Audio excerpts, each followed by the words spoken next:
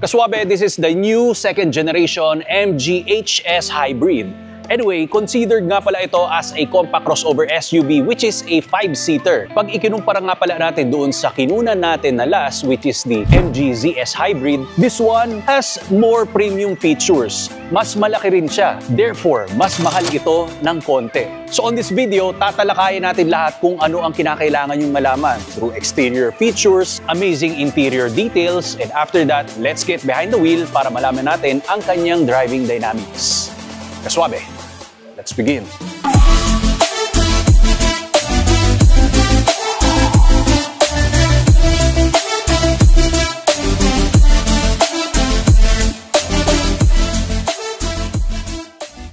Umpisa natin sa kanyang harapan, kaswabe. Wider appearance ang iyong front grille dahil nandyan ang signature move or touch ng isang MG na yung tinatawag nilang digital flaming style na mga front grilles kasi meron kang chrome inserts dyan sa kanyang mesh-like na itsura. Ang ground clearance natin ay nasa 6.3 inches which is very identical sa isang MG ZS na subcompact crossover SUV. MG badge is here and pag tinignan mo ang character lines ng iyong bonnet, ang akala mo directly from BMW siya.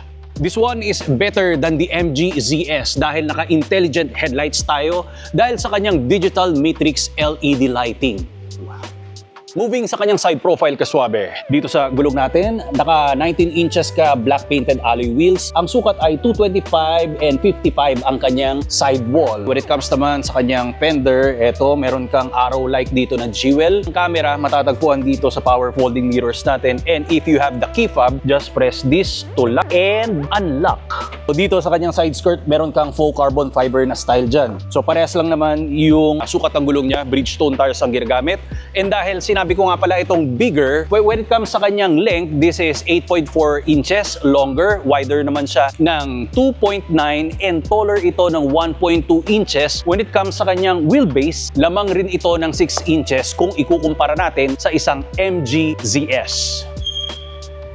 Dito naman sa kanyang engine bay, para iangat mo ang bonnet, pull the lever twice, katulad ng mga BMW nga, and naka-hydraulic hood strut tayo para mas maging komportable. This one is powered by a 1.5-liter hybrid engine plus yung 1.8 kWh battery natin. Ang combined output niya, this makes 220 horsepower and 340 Nm of torque. Mas increased ito kesa dun sa ZS dahil yon nasa 197 lang and 275 Nm of torque. Different market naman sila. When it comes sa affordability, you can choose the ZS. Magaganda pa rin ang features niya. Pero pag gusto mo naman, mas pang family-oriented talaga, mas kumpleto, you can go for this. Top speed is 190 km/h. Fuel tank capacity niya naman is 50 liters.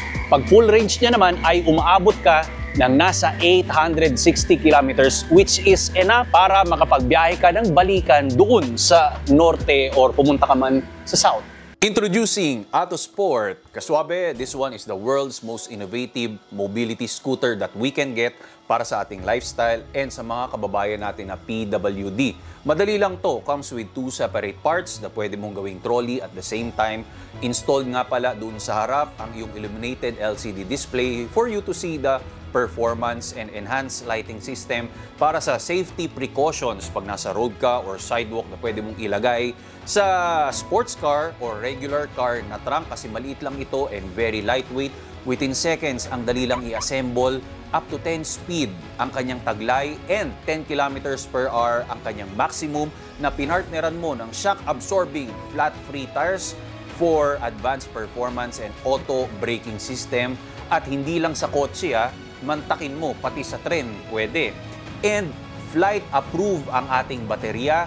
Meron tayong lisensya. So, ibig sabihin, pag nag-travel ka around the world, kayang-kaya mo itong ilagay sa cabin at ibaba mo, ma-assemble mo kagad ito. Ang design nito ay talagang super passionate sila para ipakita sa inyo ang performance. So, ganun lang yon. Be active, be free, be yourself by Autosport. Ang link ay nasa description below para i-check mo na lang, kaswabe. Kaswabe, dalhin naman kita dito sa ating driver cockpit. Remind lang rin kita kaswabe na we are not a plug-in hybrid vehicle. Ang makina ang nagcha-charge sa ating baterya para paganahin ang electric motor. Ibig sabihin, wala nang effort sa charging at dahil hybrid tayo, wala tayong coding kaswabe. Ang nakikita natin ng mga features dito, oh my God, ayan, meron kang single setup ng gauge cluster natin and infotainment system. Ngayon, pwede natin baguhin yung mga themes nito. Pwedeng naka-daylight ka or for nighttime, ito lagi ang gusto kong gawin. And meron siyang speed, map, and intelligent na iba-ibang theme for your instrument gauge cluster. Apple CarPlay and Android Auto compatibility ito, pero kinakailangan mo ng wire na ikakabit dito sa ilalim kasi nandyan yung power outlet natin. You have 2 cup holders and wireless charging pad is here. Ang hindi ko lang nagustuhan dito, yung pagkakapwesto sa kanila. Dahil pag meron kang venti na kape dito, babangga-bangga tapos yung wire nakaharang dito, unless mas maganda sana kung pinagpalit nila. Mas better doon sa ZS kasi nandito yung cup holder natin. Tapos yun, na-adjust pa. Pero ito, masyadong masikip. Sana nagpalit na lang sila ng pwesto. Anyway, gear selector natin is here. E-brake, auto hold. Ito naman yung downhill assist natin. Your armrest with red stitching. Maganda ang forma ng mga upuan natin. Lalong-lalo na to, ang kakapal. Powered yung adjustment ng seats natin. You have the glove box compartment. Vents is here. Yung manibela natin, kitang-kita mo kung ano ang mga ganap sa iyong gauge cluster. And may mga favorite ka na switches dito. Ang nilagay ko is for the camera. Mabilis lang. Door panel mo, may alak quilted ka na styling dito. Sa sun visor natin, meron kang mirror, tapos LED yung ilaw natin. And also, meron kang eyewear na lalagyanan. Ngayon, pagdating dito sa backseat natin, maluwag kasi ang dimension nito halos aabot ka na sa kasing luwag ng isang mid-size SUV. Doon pa nga lang sa ZS dati, tuwang-tuwa na ako sa space na ibinigay noon. Meron kang isang single vent na pwede mong i-adjust, dalawang USB Type-C, meron kang seat pocket, you have armrest, and aabot nga doon yung panoramic sunroof natin, grab handle, and LED lighting. Ngayon, ilalunch pa lang ito ng MG Motors kaswabe. I hope maabangan nyo. At dahil natapos na tayo sa kanyang interior, it's time now para ipakita ko sa inyo ang kanyang dynamics ng test drive impressions. Kaswabe, here we go. I'm driving the MG ZS Hybrid. Magkaparehas na magkaparehas sila ng vibes ng isang MG ZS. Pag nasa syudad ka, talaga naman traffic, this for me ang pinaka-perfect na size ng isang sasakyan dahil sa sobrang dami na ng sasakyan dito sa Kamaynilaan. Pag magpa-park ka while driving, meron kang sisingitan pero on a proper manner naman kaswabe. Kailangan proper yung way pa rin, maingat pa rin tayo. Usually, pag masyado maliit ang isang sasakyan, mararanasan nyo yan at maraming makaka-relate dito na medyo inuunahan ka palagi, binubuli ka, ikakat ka, di ba? Inuusog ka eh. Pero pag lumalaki yung sasakyan natin, nag-change ng mindset. That's the natural way talaga. Kunyari, nakasakay ka sa isang full-size na SUV, di ba? Parang ang tapang ng loob mo. Pero again, in a proper manners, kailangan tayo yung ginagawa natin. Huwag tayo mag-take ng advantage. So, eto kasi, kung ikukumpara natin dun sa kapatid niya na ZS, of course, mas malaki ito. Konti lang naman, yung na-increase na power coming from 197, eto nasa 230 ba? Or 240 kaswabe. It has a crazy speed.